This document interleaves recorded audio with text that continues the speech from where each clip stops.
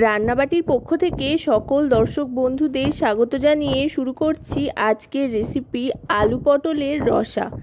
এই আলু পটলের রসা কিন্তু আপনারা চাইলে যে কোনো সময় যে কোনো দিনই বানিয়ে নিতে পারেন আর যে কোনো কিছুর সাথেই সার্ভ করতে পারেন। আর এর জন্য প্রথমেই তৈরি করে নিতে হবে একটা মশলার মিশ্রণ। তার জন্য প্রথমেই নিয়ে নিচ্ছি একটা বড় সাইজের টমেটোর টুকরো, আর নিয়ে নিচ্ছি বেশ কয়েকটা কাঁচা পাকা লঙ্কা, তার সাথে আদা কুচি। এখানে 1.5 ইঞ্চি পরিমাণে আদা কুচিয়ে নিয়েছি, আর তার সাথে নিয়ে নিচ্ছি বেশ কয়েক কোয়া রসুন। এবার এটা ভালো করে পেস্ট করে নেব। মশলাটা তৈরি করে নেওয়ার পর এবার চলে যাচ্ছি আলু আর পটলের দিকে। এখানে পটলগুলো 1 বাই 1 করে কেটে নিয়েছি খোসা হালকা করে রেখে, আর এখানে আলুগুলো ডুমো ডুমো করে কেটে নিয়েছি বেশ বড় বড় করে। গরমকালে পটল কিন্তু প্রত্যেক দিনই প্রায় এখন বাড়িতে আসছে পটল দিয়ে, তাই বিভিন্ন রকমের সুস্বাদু রান্নার মধ্যে এটাও কিন্তু একটা হতে পারে, যেটা আপনারা বাড়িতে বানালে আশা করব সকলেরই ভালো লাগবে। প্রথমেই পটলটাকে ভালো করে ভেজে নিচ্ছি। অবশ্যই কিন্তু পটলটাকে আগে ভালো করে ভেজে নিতে হবে, তাহলে রান্নার স্বাদটা অনেক গুণ বেড়ে যাবে। আর আমি আজকে পুরো রান্নাটা সাদা তেলেই করব। পটলটা ভালো করে ভেজে তুলে নেওয়ার পর আর একটু তেল অ্যাড করে নেব। একটু বেশি করেই তেল দিচ্ছি, এই রেসিপিটায় একটু তেলের ব্যবহারটা বেশি হবে।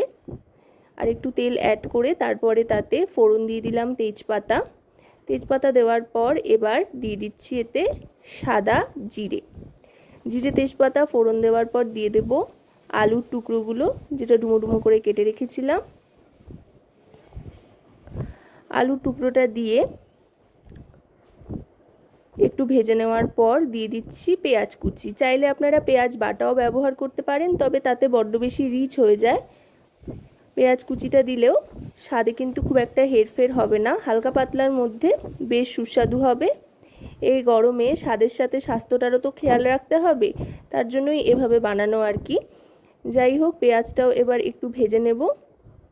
গ্যাসের ফ্লেমটা মিডিয়াম টু লোতে রেখে এবার টমেটো আদা রসুনের যে পেস্ট বা মিশ্রণটা তৈরি করে নিয়েছিলাম সেটা দিয়ে দিলাম বড় চামচের 2 চামচ পরিমাণে। আপনারা কিন্তু এই ধরনের মিশ্রণ তৈরি করে এয়ারটাইট কন্টেনারে রেখে দিতে পারেন 1-2 দিন মজুত করে, ফ্রিজে যখন প্রয়োজন বার করে কাজে লাগাতে পারেন। এবার দিয়ে দিচ্ছি একটু জল, খুব বেশি জল দিলাম না, সামান্য জল দিয়ে এবার দিয়ে দিচ্ছি এক এক করে সমস্ত গুঁড়ো মশলা। প্রথমেই দিয়ে দিচ্ছি হলুদ গুঁড়ো 1 টিস্পুন পরিমাণে, তারপর দিয়ে দিচ্ছি রোস্টেড ধনে আর জিরে গুঁড়ো 2 টিস্পুন পরিমাণে, তারপর দিয়ে দেব কাশ্মীরি রেড চিলি পাউডার। যেহেতু কাঁচা লঙ্কা বাটা ব্যবহার করা হয়েছে তাই কাশ্মীরি রেড চিলি পাউডার দিচ্ছি, এতে করে খুব সুন্দর একটা রং আসবে। আর দিয়ে দিচ্ছি পরিমাণ মতো লবণ। এবার সমস্ত গুঁড়ো মশলার সাথে ভালো করে আলুটাকে কষিয়ে নেব গ্যাসের ফ্লেমটা মিডিয়াম টু লোতে রেখে। ঝোলটা ফুটে উঠতে আরম্ভ করলে গ্যাসের ফ্লেমটাকে একেবারে লোতে করে দেব। লোতে করে দিয়ে এবার দিয়ে দিচ্ছি ভেজে রাখা পটলের টুকরোগুলো। পটলের টুকরোটা দিয়ে হালকা একটু মিশিয়ে নিয়ে ঢাকনা চাপা দিয়ে দেব মিনিট 5-এর জন্য। সমস্তটা ভালো করে সেদ্ধ হয়ে যাওয়ার পর ঢাকনাটা সরিয়ে নেব। 5 মিনিট বাদে ঢাকনাটা সরিয়ে নিলাম। দেখুন রংটা কিন্তু একেবারে বদলে গিয়েছে, রান্নার টেক্সচার একদম বদলে গিয়েছে, দেখতে কিন্তু অসাধারণ লাগছে আর খুবই লোভনীয় মনে হচ্ছে, খেতেও কিন্তু দুর্দান্ত হয়।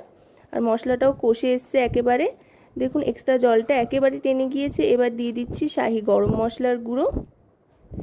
এবার এতে দিয়ে দেব পরিমাণ মতো চিনিটা চাইলে আপনারা অ্যাভয়েড করতে পারেন, তবে দিলে কিন্তু মন্দ লাগবে না। চিনি আর গরম মশলা দিয়ে ভালো করে মিশিয়ে নিয়ে সামান্য একটু জল দিয়ে দেব, অবশ্যই ঈষৎ উষ্ণ গরম জল, অল্প একটু গ্রেভির জন্য। বেশ একটু গা মাখা মাখা গ্রেভি হলে খেতে কিন্তু দুর্দান্ত লাগবে। আশা করব রেসিপিটি আপনাদের ভালো লাগবে। ভালো লাগলে অবশ্যই রান্নাবাটি চ্যানেলটিকে সাবস্ক্রাইব করে লাইক শেয়ার কমেন্টের মাধ্যমে আমাদের পাশে থাকবেন, আর পাশে থাকা বেল আইকনটি অন করে দেবেন সবার আগে সমস্ত রকম রান্নার নোটিফিকেশান পাওয়ার জন্য। আপনাদের একটা লাইক শেয়ার সাবস্ক্রাইব কিন্তু আমাদের অনেক অনেক উৎসাহ দেয় নতুন নতুন রেসিপি তৈরি করার জন্য। দেখুন ঝোলটা কিন্তু একেবারে ঘন হয়ে এসছে, ফুটে গিয়েছে আর খুব সুন্দর গন্ধও ছাড়তে আরম্ভ করেছে। এবার 1 মিনিট মতো স্ট্যান্ডিং টাইমে রেখে এটা সার্ভ করে দিচ্ছি।